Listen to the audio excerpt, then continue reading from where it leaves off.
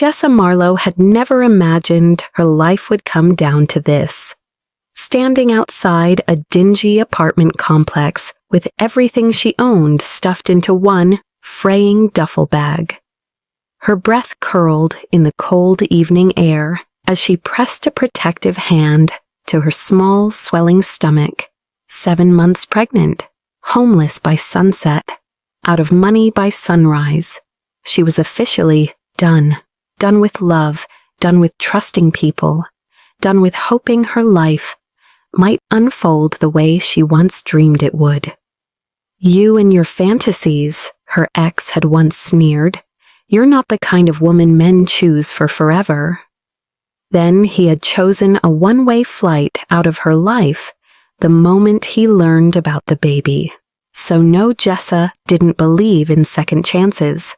Not in love, not in people, not in miracles. But tonight, she needed a miracle more than ever. Her phone buzzed with a text from her friend Hazel. He's hiring. Go, don't argue, just go. He's looking for a temporary assistant, and he's nice, I promise. Jessa frowned. An assistant job? For who? A second message popped up. Ezra Vance. Jessa froze. She knew that name. Everyone in the city knew that name. Ezra Vance, enigmatic billionaire, hotel magnate, a man whispered about in boardrooms and admired across glossy magazine covers. He owned half the luxury skyline and had enough money to buy the other half if he wanted to. Men like him didn't hire women like her, and they definitely didn't want pregnant women as assistants. But Hazel insisted the job was real, and Jessa was desperate. So she took a long breath, squared her shoulders, and headed toward the address. One of Ezra Vance's private offices, located above the most stunning rooftop lounge in the city. The elevator ride felt like a countdown to humiliation. When the doors opened, Jessa stepped into a quiet, elegant space. Soft lighting, polished concrete, walls lined with books and modern art. It felt too expensive to breathe in. And then she saw him. Ezra Vance stood by the window, tall and impossibly composed, one hand tucked in his pocket, while the city lights framed him like a portrait. He didn't look at her immediately, and Jessa was grateful she needed a second to steady herself. She had expected arrogance, coldness, the kind of sharp-edged charisma that makes you shrink. Instead, when he finally turned toward her, his expression softened with something she hadn't been shown in months: gentleness. "You must be Jessa Marlowe," he said, his voice warm, deeper than she expected. "Hazel told me you'd be arriving." She nodded, forcing a small smile. "Yes, I'm sorry I'm late. It was a long day." His gaze traveled briefly to her stomach, not judgmental, not pitying, simply observant. Then he stepped forward. "Would you like to sit?" Jessa felt heat rise in her cheeks. "I'm fine standing." "You don't need to be," he said quietly. "You're tired. Please." The sincerity in his tone surprised her. Most people spoke to her belly before they spoke to her. He was speaking to her. She sat carefully, clutching her bag. Ezra took the seat across from her. "Hazel said you're looking for work." "I am," she said quickly. "Any kind. I'll take whatever you need. I'm a fast learner. I work hard. I don't need special treatment because of the baby.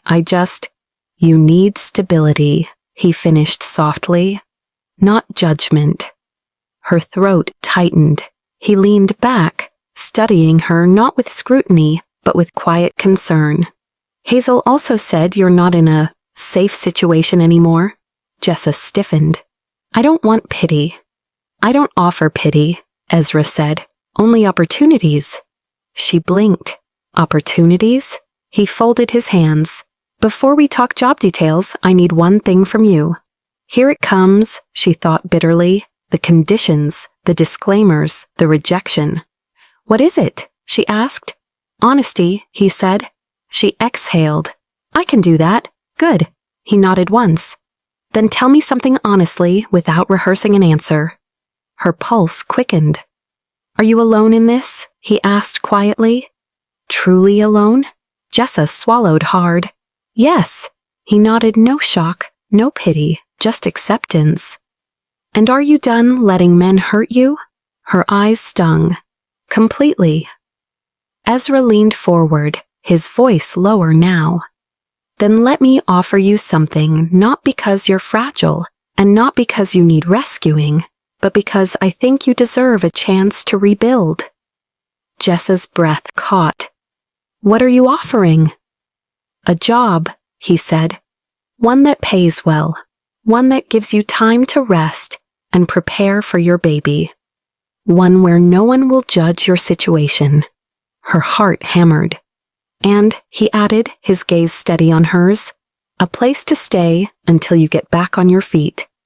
Jessa's entire body went still. A place to stay? She whispered. He nodded. You and the baby are safe with me. Tears pricked her eyes unexpected, hot, humiliating. Ezra's voice softened even more. You've fought hard on your own. Let someone help you without expecting anything in return. She swallowed. You don't even know me. No, he said, but I'd like to. Her chest tightened painfully. Ezra, she whispered, why would you do this for a stranger? His gaze lingered on her long, careful, full of something she couldn't name. Because, he said, his voice barely above a whisper, some women deserve someone who tries. Her breath stilled. And I'm willing, he added, if you'll let me. Jessa didn't speak, couldn't speak. Her throat tightened around a dozen emotions she hadn't allowed herself to feel in months. Safety, shock, gratitude, and something warmer she wasn't ready to name. Ezra didn't push her.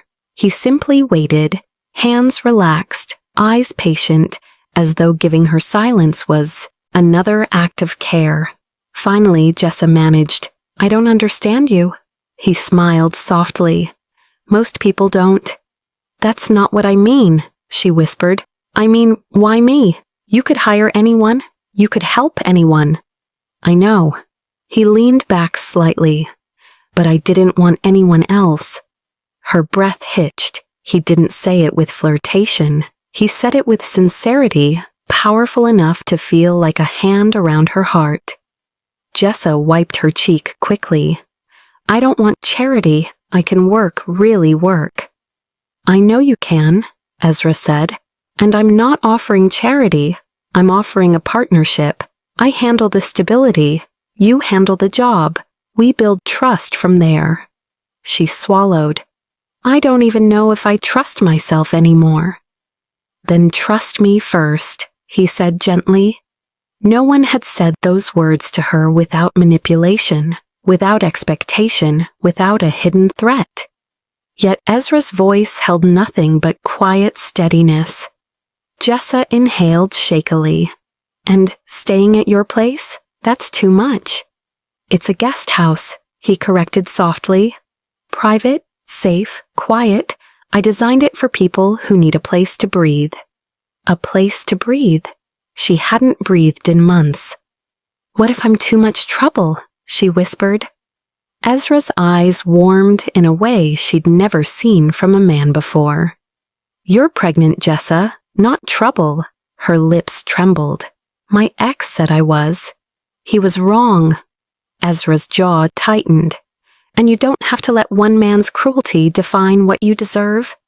Jessa looked down at her hands, small, shaking, exhausted. I'm scared. I know, he said. Try anyway. Her gaze lifted to his, and just like that, the room felt smaller, quieter, softer. Ezra stood slowly and reached out one hand. Not a demand, not an expectation, an invitation. Come with me, he said. Let me show you the life you deserve, not because I'm a billionaire, but because I see you trying to survive alone when you shouldn't have to. Her heart hammered painfully. "And what do you want in return?" she asked, voice barely steady. Ezra stepped closer, his voice low, warm, impossibly gentle. "One chance," he said. "One chance to prove not every man hurts the woman who trusts him." Her breath caught. "And maybe," he added, softer still, "a chance to try again, with me." Jessa's eyes filled, but this time she didn't hide it. She didn't shrink. She didn't apologize. She placed her hand in his tentative, trembling but willing. Ezra's fingers wrapped around hers with quiet certainty. "Okay," she whispered, voice breaking. "I'll try." A slow smile touched his lips. "Good, because you're not alone anymore." For the first time in a long, lonely stretch of months, Jessa felt something inside her unclench. Hope, warm, fragile, real. And as Ezra guided her out of the office, her hand still held, gently in his, Jessa knew one thing with absolute clarity. She wasn't just accepting help. She was stepping into a new beginning, one she never imagined she deserved, but one she was finally brave enough to reach for.